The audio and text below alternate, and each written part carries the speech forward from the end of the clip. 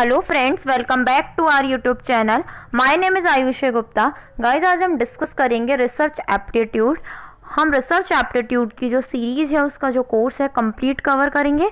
हमने हमारे Telegram channel पे, जैसे कि आप सब जानते हैं, वोटिंग करी तो सबसे ज़्यादा वोट रिसर्च एप्टीट्यूड को लेके आए थे, तो हमने सीरीज़ स्टार्ट करी है रिसर्च एप्टीट्यूड की। आज हम हमारे topic meaning of research aptitude, characteristics and objective discuss करने वाले हैं। साथ ही हम कुछ इंपॉर्टेंट क्वेश्चन डिस्कस करेंगे जो कि एग्जाम में आए हुए हैं या इंपॉर्टेंट हो सकते हैं इन तीनों में से, जिससे साथ के साथ आपका कंसेप्ट भी क्लियर होता जाए। तो स्टार्ट करते हैं हमारी वीडियो। हम सबसे पहले सिलेबस जानते हैं, क्या सिलेबस है हमारा रिसर्च एप्टीट्यूड का और हम कैसे कैसे इसे कवर करने वाले हैं। सबसे पहले देखते हैं रिसर्च एप्टीट्यूड यूनिट सेकंड है हमारे एग्जाम में।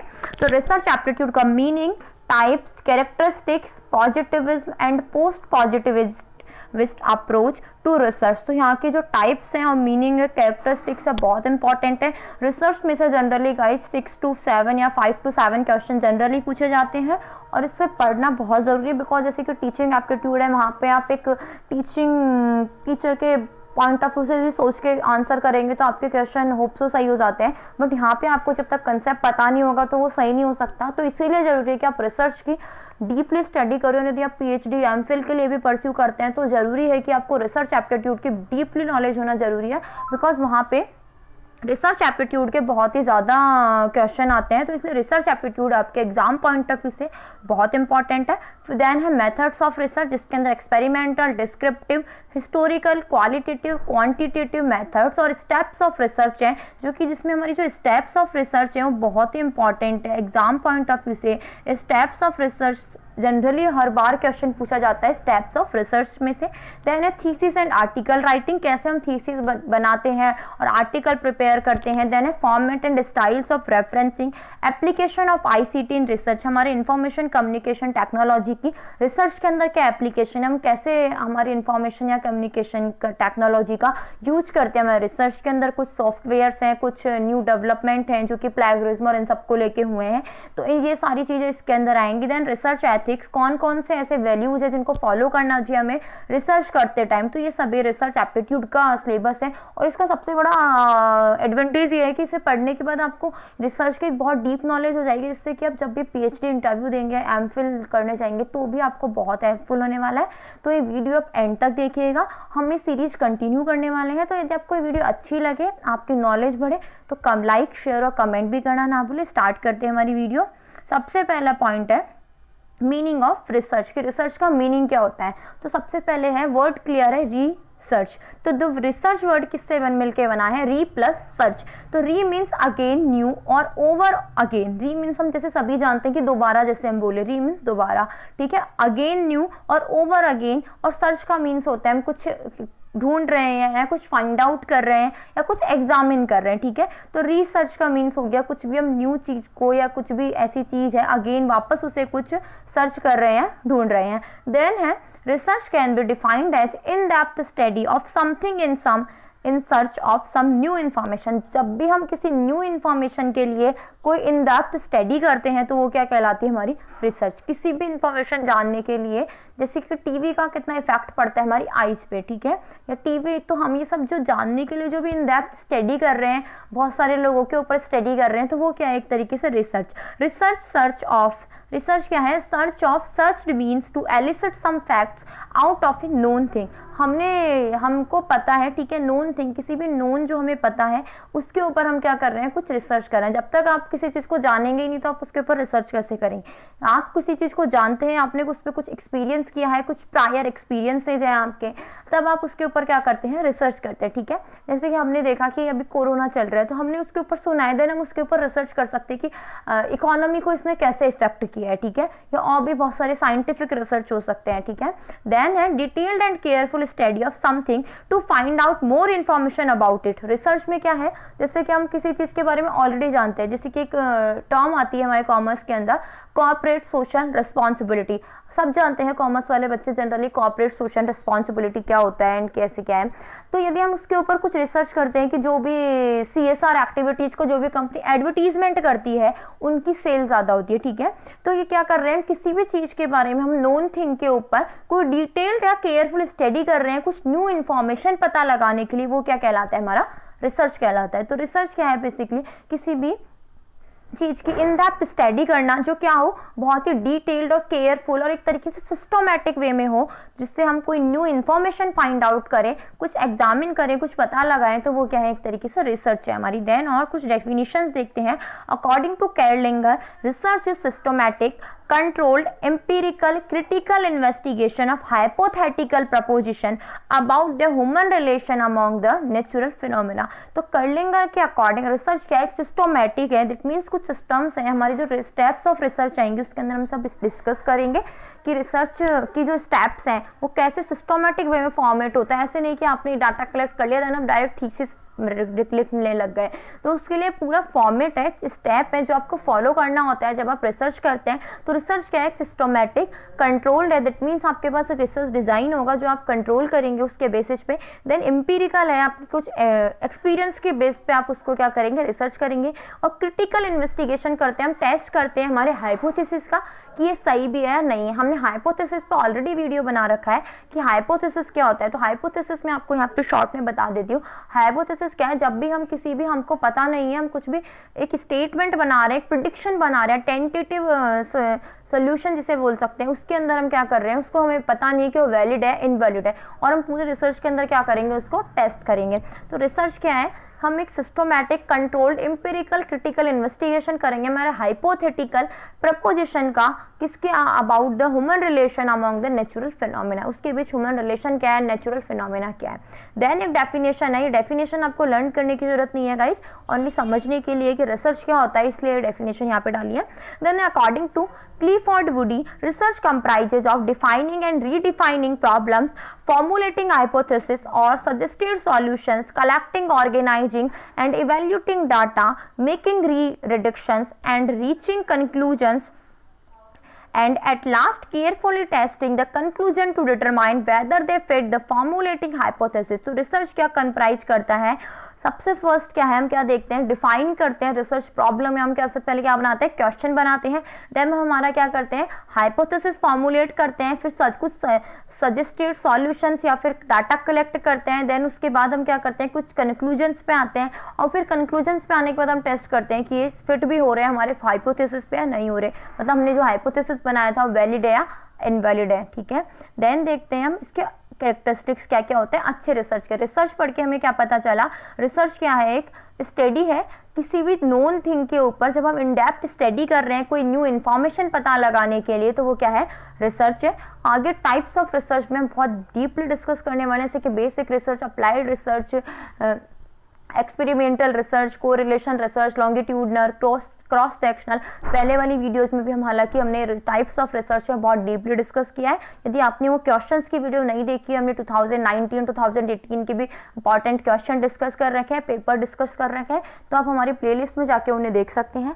तो हम वापस आते हैं गाइस टॉपिक पे, objective characteristics of good research. कि अच्छा रिसर्च कौन सा होता है जनरली, कि जो रिसर्च है, ठीक है, रिसर्च तो कोई भी कर सकता है, कि आपने कुछ भी कर लिया, आपने बोला कि न्यू इन्फॉर्मेशन है, बट एक कुछ बेसिक क्वालिटी होनी चाहिए आपके रिसर्च के अंदर जो कि यूजफुल हो जनरल पब्लिक के लिए भी, या कुछ न्यू होना चाहिए। ठीक है, आप किसी का रिसर्च पब्लिश करके आप सेम प्रिंट करके दे दोगे, दैट मीन्स आपने कोई भी न्यू इन्फॉर्मेशन फाइंड आउट नहीं कर। रिसर्च का मीन्स ही क्या है, आप कुछ न्यू इन्फॉर्मेशन फाइंड आउट कर रहे हैं किसी भी टॉपिक के बारे में। तो कैरेक्टरिस्टिक्स क्या क्या है गुड रिसर्च के, एग्जाम के पॉइंट ऑफ व्यू से बहुत इंपॉर्टेंट है, आपको पता होना चाहिए। बेसिक टर्मिनोलॉजी भी है रिसर्च की, इनके मीनिंग भी पूछे जा सकते हैं, या फिर एक ऐसे ही पूछा जा सकता है कि which is not the characteristics of good research, या फिर इनमें से कौन कौन से कैरेक्टरिस्टिक्स है जो गुड रिसर्च के हैं। तो इनको ध्यान से देखिएगा गाइस। सबसे पहला है रिलायबिलिटी। रिलायबिलिटी क्या होता है, reliability refers to the consistency of an instrument or instrument. Research reliability is the degree to which research method produces a stable and consistent result.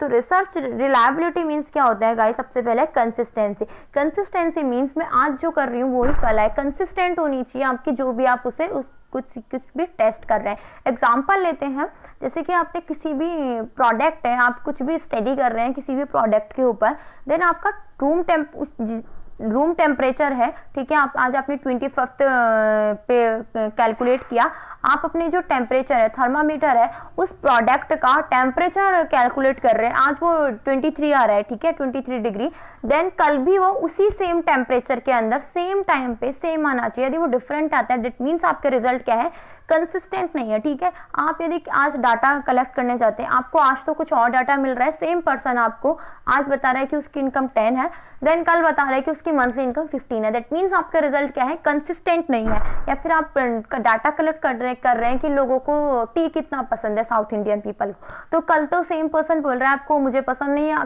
Then वो बोल रहा है कि नहीं मुझे पसंद है, तो ये क्या है, आपका रिजल्ट कंसिस्टेंट नहीं है। तो कंसिस्टेंट मीन्स आपके रिजल्ट क्या होने चाहिए, स्टेबल होने चाहिए। वर्ड क्या लिखा है, स्टेबल। दैट मीन्स एक पॉइंट ऑफ टाइम पे आपके रिजल्ट क्या होने चाहिए, कंसिस्टेंट और स्टेबल होने चाहिए, उसको क्या बोलते हैं, रिलायबिलिटी, ठीक है। देन है वैलिडिटी। वैलिडिटी क्या होती है, validity refers to how accurately a method measures what is intended to measure. इसमें क्या है कि एक मेथड, एक मतलब कितना हमने एक्यूरेटली मेजर किया किसी भी चीज को जो हमें मेजर करना था, ठीक है। जैसे कि सपोज कीजिए आपने टेम्परेचर मेजर किया किसी भी प्रोडक्ट का, सेम एग्जांपल लेते हैं, वो 23 आया, ठीक है, आपको नहीं पता था कि आपका थर्मामीटर ही खराब है, देन कल भी वो 23 आ रहा है, देन डाटा आपको लगेगा कि मेरा डाटा तो रिलायबल है, बट क्या है, वो थर्मामीटर ही खराब है, तो आपका डाटा क्या है, वैलिड नहीं है, बिकॉज डाटा क्या है, इनएक्यूरेट है, डाटा ही गलत है, तो वो रिलायबल तो है क्योंकि आज भी 23 आ रहा है, कल भी उसका टेम्परेचर 23 ही आ रहा है, लेकिन क्या है, रिलायबल नहीं है, बिकॉज आप जिस थर्मामीटर से उसको कैलकुलेट कर रहे हैं वो ही खराब है, ठीक है। या फिर आपने किसी से इंफॉर्मेशन ली है, सपोज कीजिए आपने किसी पर्सन से इंफॉर्मेशन ली है कि तुम्हें तुम्हारी या फिर तुम्हारे जो एम्प्लॉयज वर्क करते हैं यहाँ पे, फैक्ट्री ओनर से आपने इन्फॉर्मेशन ली है कि आपके एम्प्लॉयज जो वर्क करते हैं वो आप उनको कितनी सैलरी देते हैं, ठीक है, उसने आपको इन्फॉर्मेशन ही गलत बताई है, वो बोल रहा है कि मैं सबको 10,000 रुपीज पर मंथ पे करता हूँ, जबकि वो 5,000 रुपीज ही पर मंथ पे करता है। तो आपका जो वो डाटा कल भी आपको 10,000 ही बता रहा है, आज भी 10,000 ही बता रहा है, आपका डाटा रिलायबल है, बट क्या है, वैलिड नहीं है, बिकॉज वो आपको इन्फॉर्मेशन क्या दे रहा है, इनएक्यूरेट दे रहा है। तो डाटा क्या होना चाहिए आपका गाइस, वैलिड होना चाहिए। तो जरूरी है कि डाटा रिलायबल भी हो, वैलिड भी हो। और कई बार ये क्वेश्चन भी पूछा गया है या पूछा भी जा सकता है, बहुत इंपॉर्टेंट है, कि क्या जो डाटा रिलायबल है वो जरूरी है कि वो वैलिड हो। तो गाइस ये स्टेटमेंट रॉन्ग है, बिकॉज जो डाटा रिलायबल है not compulsory to be valid. Valid हमेशा रिलायबल हो सकता है, बट रिलायबल हमेशा वैलिड नहीं हो सकता, बिकॉज हमने एग्जाम्पल में देखा, हो सकता है हमें जो डाटा ही पता चल रहा हो वो क्या हो, इनएक्यूरेट हो। देन है एक्यूरेसी। एक्यूरेसी क्या होती है, how closely immediate value is to the real true और एक्चुअल वैल्यू, हमने कितनी, हमारी जो वैल्यू आई है वो एक्चुअल वैल्यू के कितने क्लोज है। हमने कोई टेस्ट किया, हमने आगे देखेंगे बहुत सारे टेस्ट होते हैं, टी टेस्ट, एफ टेस्ट, तो हमारे पास जो वैल्यू आई है वो हमारे पॉपुलेशन की वैल्यू, पॉपुलेशन पैरामीटर और सैंपल पैरामीटर कितना सेम आया है, ठीक है, कितने एक दूसरे के क्लोज है, वो क्या है, एक्यूरेसी है। देन है credibility, confidence in the truth of the finding of a particular inquiry or for the subjects and content. Credibility का मीन्स क्या होता है, जनरली हमने जो स्टडी करी है क्या वो रिलायबल मतलब ट्रस्टवर्दी है या नहीं है, ठीक है, या फिर ऐसे कुछ है कि हमने कुछ ऐसा ही है ना कि जिसपे क्या है हम बिलीव कर सके, या फिर वो जो हमने स्टडी करी है वो क्या होनी चाहिए, ट्रुथ पे बेस होनी चाहिए, या हमारी जो फाइंडिंग है वो क्या होनी चाहिए, ऐसी पर्टिकुलर इंक्वायरी होनी चाहिए जो सब्जेक्ट और कंटेंट किस पे बेस हो, हमारे किसी कॉन्फिडेंस या ट्रुथ पे बेस होने चाहिए, ठीक है, फेक या बायस्ड नहीं होना चाहिए कुछ भी। देन है generalizability. Generalizability refers to the degree to which the results of a study can be applied to a larger population। तो जनरलाइजेबिलिटी क्या बोलती है कि डिग्री कैसी होनी चाहिए आपके रिसर्च स्टडी रिजल्ट की, जो लार्जर पॉपुलेशन पे अप्लाई हो सके। जनरलाइज मतलब हम क्या कर सके उसको जनरलाइज, वो पूरे जो हमने जो स्टडी करी है, ये नहीं कि हमने आज स्टडी कर ली कि हमने कोरोना से पेशेंट की काढ़ा की स्टडी कर ली, ठीक है, कि कोरोना और काढ़ा का क्या रिलेशन है, कोरोना और आयुर्वेदा का क्या रिलेशन है, मतलब वो इस पे इफेक्ट काढ़ा से सही होते हैं नहीं होते हैं, लोग बाग गिलोय को लेके स्टडी कर ली। लेकिन क्या देखते हैं कि हमने वो जो हमने स्टडी करी, हमने बोला सही हो जाता है, लेकिन वो केवल 50% लोगों पे ही अप्लाई हो रहा है, या फिर हमने केवल हमारे 2 लोगों पे अप्लाई हो रहा है, 10 लोगों पे अप्लाई हो रहा है, पूरे लोगों पे अप्लाई नहीं हो रहा, या लार्जर पॉपुलेशन पे अप्लाई नहीं हो रहा। तो जनरलाइजेबिलिटी क्या बोलता है कि आपने जो रिसर्च रिसर्च किया है वो क्या होना चाहिए, लार्जर पॉपुलेशन पे क्या होना चाहिए, अप्लाई होना चाहिए। देन है empirical. Empirical means gaining knowledge of direct and indirect observation और एक्सपीरियंस। आपने जो भी नॉलेज गेन करी है रिसर्च के अंदर या फिर आप कुछ डाटा लिख रहे हैं वो क्या होना चाहिए, डायरेक्ट और इनडायरेक्ट किससे रिलेट होना चाहिए, आपके ऑब्जर्वेशन से या फिर आपके एक्सपीरियंस से रिलेट होना चाहिए। देन है सिस्टोमेटिक अप्रोच। तो रिसर्च जब भी आप करें तो आपके अप्रोच कैसी होनी चाहिए, सिस्टोमेटिक होना चाहिए, आपके पास एक फॉर्मेट होना चाहिए, प्री फॉलोड मैनर होना चाहिए और फिर उसके बाद आप क्या करें, रिसर्च करें। तो हमारे ये कुछ कैरेक्टरिस्टिक्स के क्या क्या थे guys, reliability, validity, accuracy, credibility, generalisability, empirical and subject systematic approach. और आप ऑब्जेक्टिविटी भी ले सकते हैं कि हमारा रिसर्च क्या होना चाहिए, सब्जेक्टिव नहीं होना चाहिए, ऑब्जेक्टिव होना चाहिए। तो हमारे जो कैरेक्टरिस्टिक्स हैं वो बहुत इंपॉर्टेंट है। देन है हमारे ऑब्जेक्टिव्स ऑफ रिसर्च। तो ऑब्जेक्टिव क्या क्या है रिसर्च के, to gain familiar with the phenomena और to achieve new insights into it. तो हमारे पास क्या होना चाहिए, ऑब्जेक्टिव क्या होता है रिसर्च का, हम क्यों रिसर्च करते हैं, उद्देश्य क्या है हमारा रिसर्च के पीछे। तो फर्स्ट है हमारा कि हम कुछ फैमिलियर, हम कुछ ऐसी इंफॉर्मेशन जान रहे हैं, कुछ न्यू इंफॉर्मेशन, कुछ न्यू इंसाइट जान रहे हैं, कुछ न्यू नॉलेज गेन कर रहे हैं रिसर्च करके, ठीक है, कुछ फिनोमिना जान के। देन है to portray accurately the characteristics of a particular individual और इस ग्रुप। तो रिसर्च के अंदर हम क्या करते हैं, एक्यूरेट, आपको हमने पढ़ा है अभी जैसे कि हमारे रिसर्च के कैरेक्टरिस्टिक्स में कि एक्यूरेसी होनी चाहिए हमारे रिसर्च के अंदर। तो हम क्या करते हैं, to portray accurately the characteristics, हम किसी भी पर्टिकुलर इंडिविजुअल, किसी सिचुएशन, किसी टॉपिक, किसी आइटम या किसी ग्रुप के ऊपर क्या करते हैं, उसकी जो कैरेक्टरिस्टिक्स हैं, उसकी जो सिचुएशंस हैं, उसके जो भी नेचर है उसको क्या करते हैं, ड्रॉ आउट करते हैं, पोर्ट्रे करते हैं, क्या करते हैं, एक्यूरेटली, बिल्कुल एक्यूरेट और वैलिडिटी के साथ। देन है to determine the frequency with which something occurs of with which it associated with something else। हम देखते हैं जैसे कि हम कई बार रिलेशन देखना होता है एक्सपेरिमेंटल रिसर्च के अंदर, जो हम करते हैं कि ठीक है हमने कुछ रिसर्च देखा कि पढ़ने का और आपके स्ट्रेस का क्या रिलेशन है, ठीक है, या कितना उसके ऊपर इफेक्ट जाएगा। तो क्या देखा हमने, फ्रीक्वेंसी देखी कि आप जितनी बार ज़्यादा पढ़ाई करेंगे उसमें आपका रिजल्ट बेटर जाएगा। तो हमने क्या देखा, फ्रीक्वेंसी देखी, हमें किसी चीज़ की फ्रीक्वेंसी पता करनी है कि ऐसा करने से क्या क्या होगा, ये कितनी बार करने से ऐसे क्या क्या होगा। तो हम क्या करते हैं, रिसर्च करते हैं। देन है to test hypothesis of a casual causal relationship between variables. तो जब भी मुझे किसी भी दो वेरिएबल्स के बीच कॉज फाइंड आउट करना या पता लगाना है इनके बीच रिलेशन कैसा है, तो हम क्या करते हैं, रिसर्च करते हैं। तो ये कुछ हमारे रिसर्च के ऑब्जेक्टिव हैं, कुछ उद्देश्य हैं। जब भी हमें कोई न्यू नॉलेज पता करनी है, कोई किसी चीज़ के पर्टिकुलर पोर्ट्रे करना है, कुछ फाइंड आउट करना है कैरेक्टरिस्टिक्स एक्यूरेटली, या फिर मुझे किसी चीज़ की फ्रीक्वेंसी पता करनी है कि नहीं दो वेरिएबल्स के बीच रिलेशनशिप फाइंड आउट करना है। वेरिएबल्स हम पढ़ेंगे आगे एक्सपेरिमेंटल स्टडी के अंदर, तो तब हम क्या करते हैं, रिसर्च करते हैं। आगे वाली वीडियो के आगे वाले टॉपिक के अंदर हम इंपॉर्टेंस देखेंगे। पहले हम क्वेश्चन डिस्कस कर लेते हैं जो कि इंपॉर्टेंट है आपके एग्जाम पॉइंट ऑफ व्यू से। फर्स्ट क्वेश्चन है गाइज हमारा, which of the following is not characteristics of good research. इनमें से कौन सा गुड रिसर्च का कैरेक्टरिस्टिक्स नहीं है। तो फर्स्ट है गाइज, ये नॉट को यहाँ पे क्रॉस कर देना, ये ओनली क्वेश्चन ऐसे है, which of the following is the characteristics of good research. तो फर्स्ट है सिस्टमैटिक, देन है लॉजिकल, देन है कंट्रोल, देन है ऑब्जेक्टिव और देन है ऑल ऑफ अबव। तो हमने देखा कि सभी हमारे क्या है, गुड रिसर्च के कैरेक्टरिस्टिक्स है। लॉजिकल भी होना चाहिए, कोई लॉजिक होना चाहिए, आपके पास कंट्रोल्ड भी होना चाहिए, आपके पास एक रिसर्च डिजाइन प्रिपेयर होना चाहिए जिससे क्या करें, आप अपनी रिसर्च की जो भी प्रोसेस है उसको एक तरीके से क्या कर सके, कंट्रोल कर सके। और आपकी जो वेरिएबल है, डिपेंडेंट और इंडिपेंडेंट वेरिएबल, यदि आप एक्सपेरिमेंटल स्टडी कर रहे हैं, साइंटिफिक रिसर्च कर रहे हैं, उसके अंदर क्या कर सके, उन्हें कंट्रोल कर सके। ऑब्जेक्टिविटी होनी चाहिए। तो और से सभी क्या है हमारे रिसर्च के, गुड रिसर्च के क्या है, कैरेक्टरिस्टिक्स है। तो हमारा आंसर हो जाएगा गाइस यहाँ पे fifth, all of the above. Then है नेक्स्ट है द रिसर्च इज ऑलवेज। तो रिसर्च हमेशा क्या होता है, verifying the old knowledge, then है exploring the new knowledge, then है filling the gaps between the knowledge और देन है ऑल ऑफ द अबव। तो रिसर्च क्या करते हैं, हम किसी भी ओल्ड नॉलेज को वेरीफाई करने के लिए, जैसे कि हमने बेसिक रिसर्च का जो पार्ट होता है उसके अंदर क्या करते हैं, किसी भी लॉ है उसके बारे में कुछ फाइंड आउट कर रहे हैं, कुछ उसके बारे में कुछ और डीपर स्टडी कर रहे हैं, जैसे कि लॉ ऑफ डिमांड है, लॉ ऑफ ग्रेविटी है। तो हम क्या कर रहे हैं, उसकी जो पहले की जो नॉलेज है, ओल्ड नॉलेज को हम क्या कर रहे हैं, हमारी को वेरीफाई कर रहे हैं। या फिर जैसे कि हम किसी कोरोना के बारे में स्टडी कर रहे हैं, ठीक है, एक्सप्लोर करना चाहते हैं हम कुछ, तो वो भी क्या होता है, हमारा रिसर्च होता है।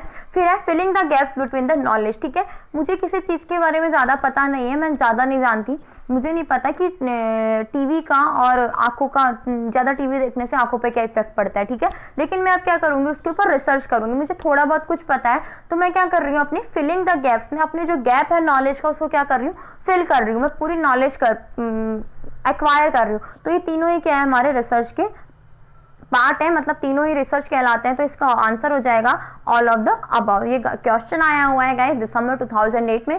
आने वाले सीरीज के अंदर इंपॉर्टेंस, टाइप्स और जो भी हमारा सिलेबस है उसके अकॉर्डिंग ये सीरीज कंटिन्यू रखेंगे।